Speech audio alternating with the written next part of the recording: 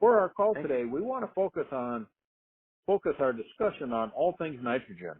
As you are well aware, there are several different options out there for nitrogen sources, as well as stabilizers, so it's hard to keep everything organized and tell the differences between our different options. There are good nitrogen sources, and there are some sources that probably aren't the best choices and aren't ideal for the soil and plants. Let's go over some of the more common nitrogen sources, and would you please go into that in greater detail, Isaiah?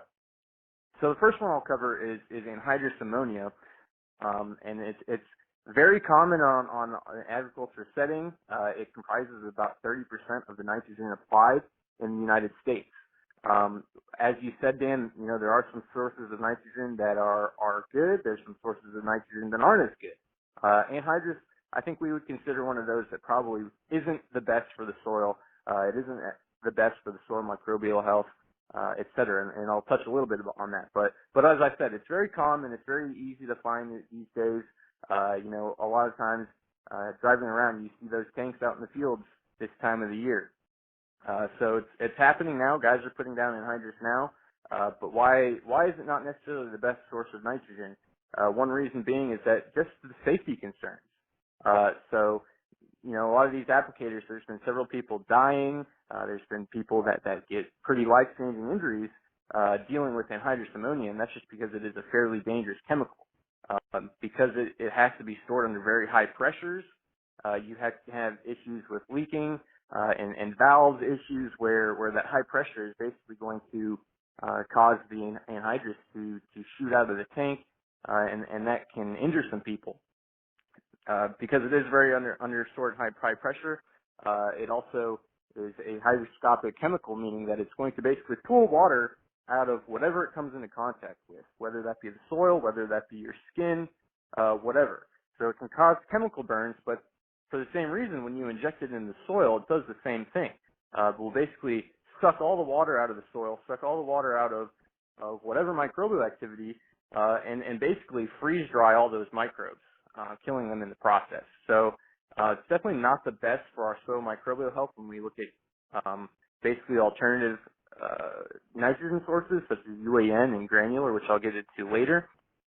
But also a big thing with anhydrous ammonia is that it can volatilize very easily in the soil if it doesn't get incorporated or if it doesn't get injected deep enough into the soil. Basically, that's going to volatilize and evaporate off of the soil.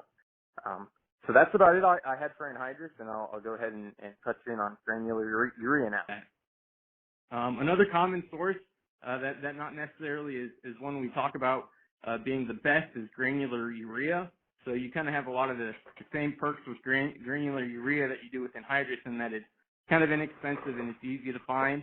You can just go to your local co-op and they'll sell you that dry or apply it on for you. But one of the really big negative things about granular urea is that a lot of people will just broadcast that out, leave it on top of the soil.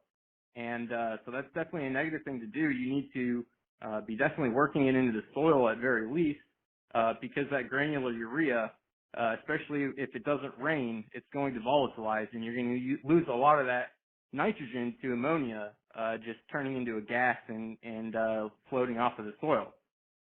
So another common source, and one that we think is a little bit more efficient, because we're all about liquid systems with AgroVantage, is UAN. So that stands for urea ammonium nitrate. Commonly comes in about 28 or 32%. It's also pretty easy to find at a lot of those big co-op shops. But in comparison to those previous two forms, anhydrous and urea, it's a little bit cleaner. We're not going to have as many contaminants in that. It's not going to be as harsh for the soil. And another thing you get regarding that is that it can be safely banded close to the road. So it makes it a lot more versatile, and it makes it a lot easier being a liquid to incorporate some of those liquid-based stabilizers like Guardian, which we'll get to. Then we have manure as well. So manure is a source of nitrogen as well as phosphorus and potassium. There's going to be a variable analysis, so we recommend always getting that manure tested so you know what you're putting out on the field.